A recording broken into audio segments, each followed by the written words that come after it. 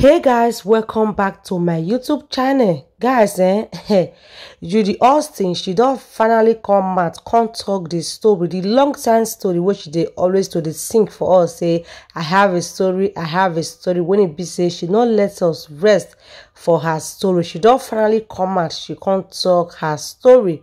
How the matter take start, how it take end, my people, make una watch am to the end. Now in Nigerians come dey give am gbasgbo say, hey, this story wey you just dey drop for here na wetin you and your husband, so-called husband, na una dey pass through. Na be wetin you come pass for here. Like they come tell am say make e no dey use indirect take dey talk to another person, make e refer am to herself. My people, make una watch the video. And they come still tell you Edochie say, wetin you Edochie, wetin be problem? Why e be say because na you Edochie na im drop this video for the internet? They come tell am say why e be say na only this you the Austin video na im dey always to dey drop for a page. My people, make una watch am. I will see you guys later and bye. Hi guys, I hope you guys are wonderful because so I have this wonderful story that I would love to share with you guys. Okay, I hope you love it. It's actually an ongoing story, so I hope you enjoy it.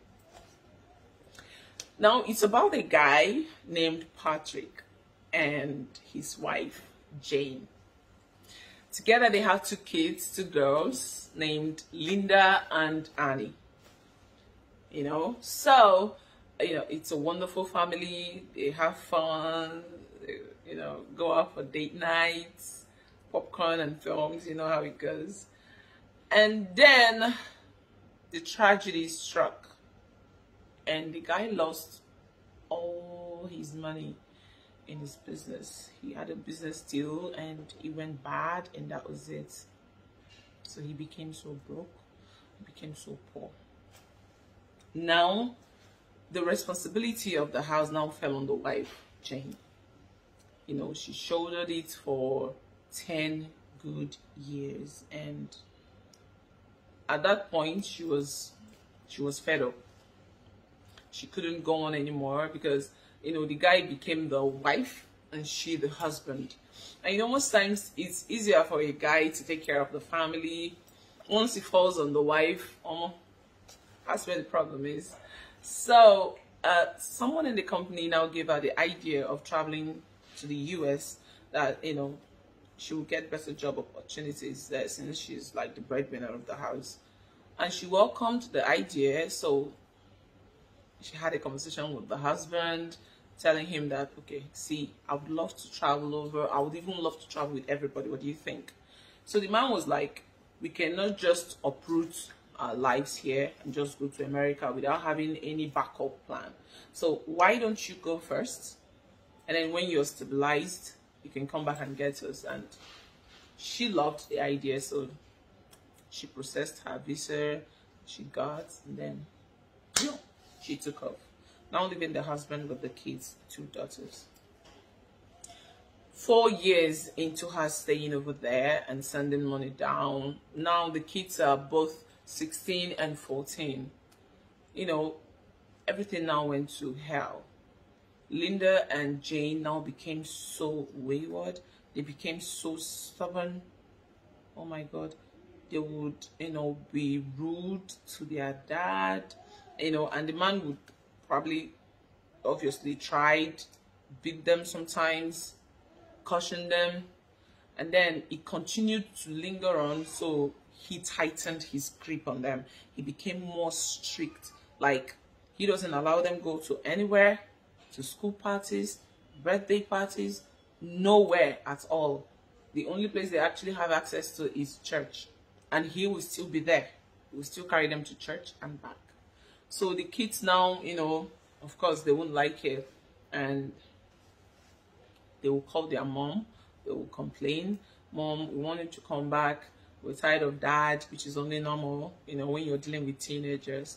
So the mom will promise them that she was coming back, but, she won't because her work won't permit her. Although she was actually working on bringing them over, but, she wasn't ready at the time. So now the kids, they couldn't take it anymore. And, okay, that's my boy.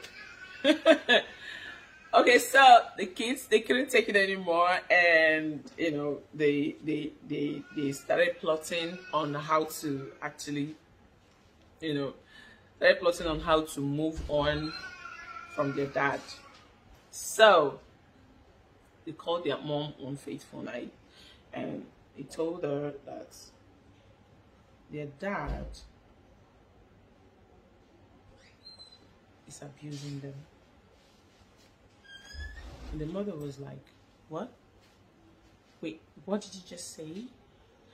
And they repeated themselves again. Said, our daddy sleeps with us at night.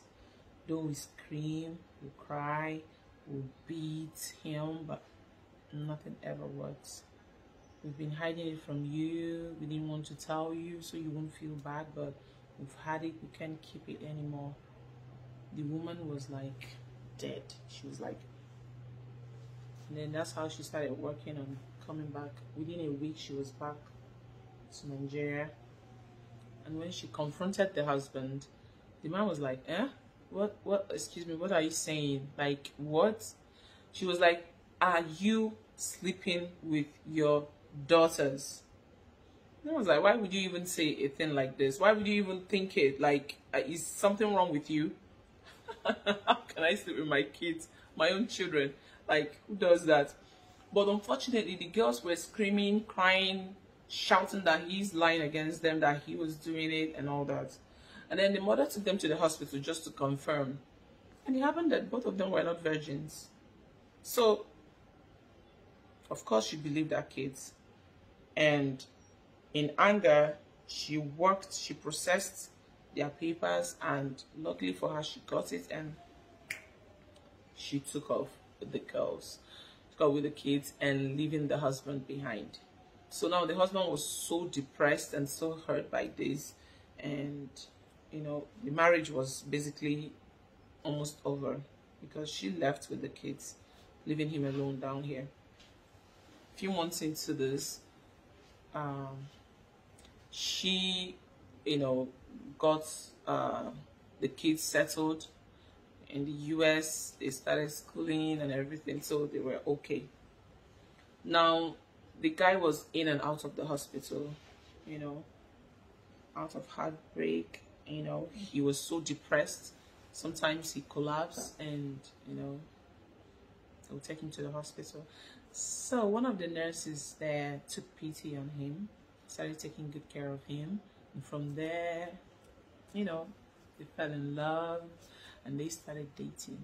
So it was as if the nurse became his strength. The nurse became his backbone, and from there he drew the strength that he needed to move on with his life. And the moment he was back on his feet, he married her. That was after a year. The whole thing happened. He was married. So the wife couldn't understand when she heard that the husband is married to someone else. She was like, what? Like, how dare him? Like, how dare you marry someone else after the atrocity you committed on your kids? Wait, instead of you to come back and, you know, apologize, call people to beg her, to beg the daughters to forgive you and probably take you back, you have the audacity to go and marry someone else. You had the guts to marry someone else. So she was so upset. Then from upset, slowly, she went into depression because somehow she still loves the guy. Now, the kids, you know, they will see their mom. She doesn't eat anymore. She doesn't go out. She's no longer happy. You know, like, she doesn't take care of her body, nothing. In fact, she doesn't even go to work. They sacked her. So the kids, they couldn't take it anymore because it was also affecting them, because there was no money coming in anymore. And the woman is not, it doesn't look like she's going to go back to work anytime soon. So they called their mom one fateful evening, said, Mom, we'd love to have a conversation with you. So the mom was like, what? I'm actually not in the mood. They were like, Mom, I think you would love to hear this. She was like, okay, so what's the problem? And they said, Mom, we are so sorry, but we lied against our dad.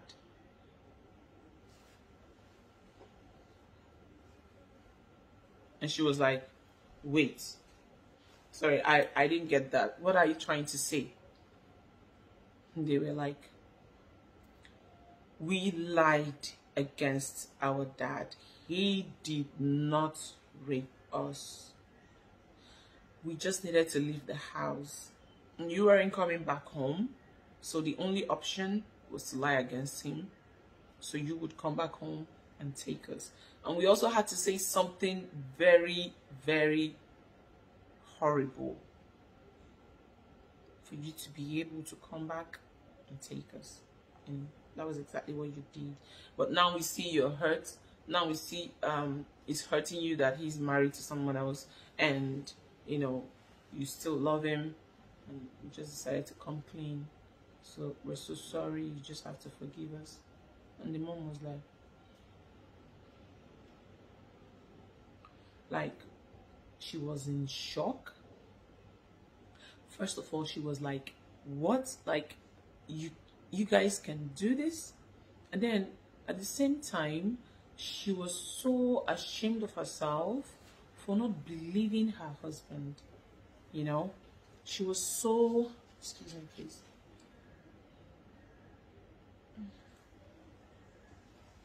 You know, she was so ashamed of herself for not believing in her husband. So, okay, so this is the thing now. The husband is married to someone else, to the nurse.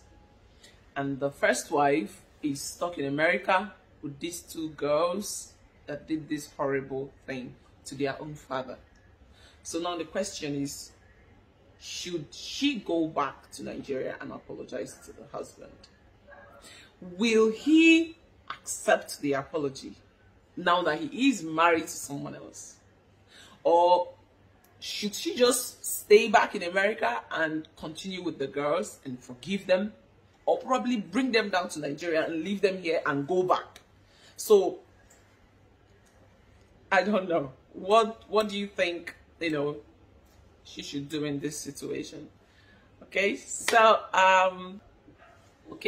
the lady is actually very confused. She's in the pool of confusion right now. So, guys, if you really know what this person should do, please air your opinions in the comment section, okay? Thank you, guys, and I hope you enjoyed this story. See ya. Mwah.